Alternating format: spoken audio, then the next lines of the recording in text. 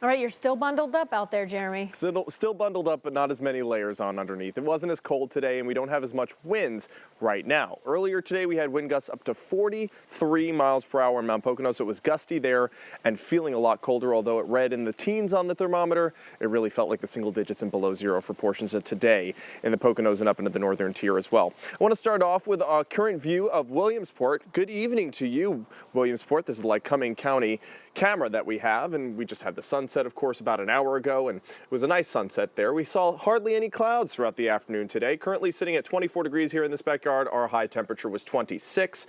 We had a low temperature today of 17, and that's what it was at midnight, because yesterday our high temperature was 17 degrees.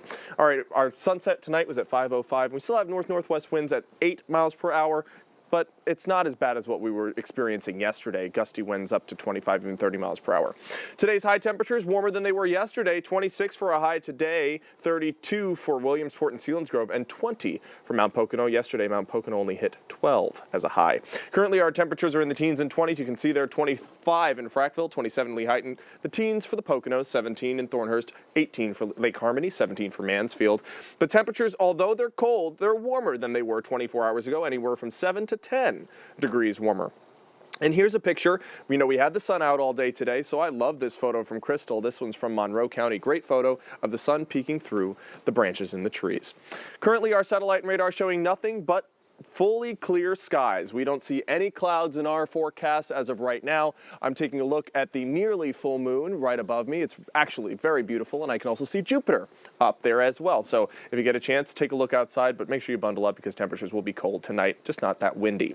Tonight, we'll see those clouds fill in as we go towards the morning time, and then they'll start to dissipate once again. So we'll start off Monday mostly sunny, but then we'll see those clouds push their way in from the west. We're going to see continuing cloud coverage through central Pennsylvania first around 1:30, and then the entirety of northeastern and central Pennsylvania by around 2. And this is what I want to focus most of my time on, is the storm system coming in on Tuesday, because it could pose some significant travel trouble, specifically for the Tuesday morning commute. We're seeing widespread freezing rain possible throughout the entirety of that morning commute from 5 a.m. till 8 or 9. Then we could have a switch over to snow and a quick burst of snow throughout the afternoon and evening hours, specifically centralized in that northern tier. But as we head to the warmest parts of the day, we're talking 3 o'clock or 2 o'clock in the afternoon, we could see a switch over to rain in our southern counties.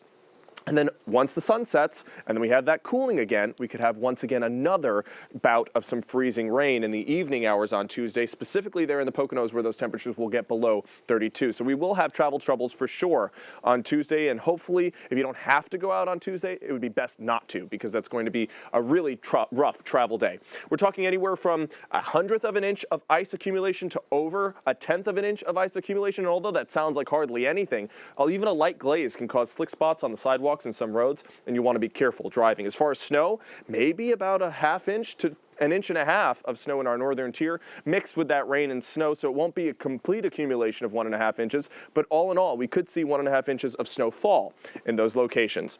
Wanted to show you quick. Black ice isn't actually called black ice because it's black.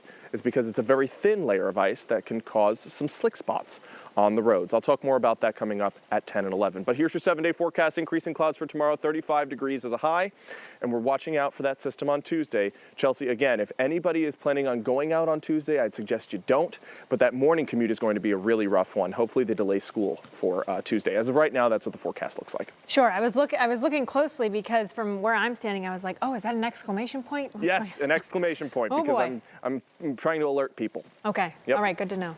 Thank you so much, Jeremy. You got it.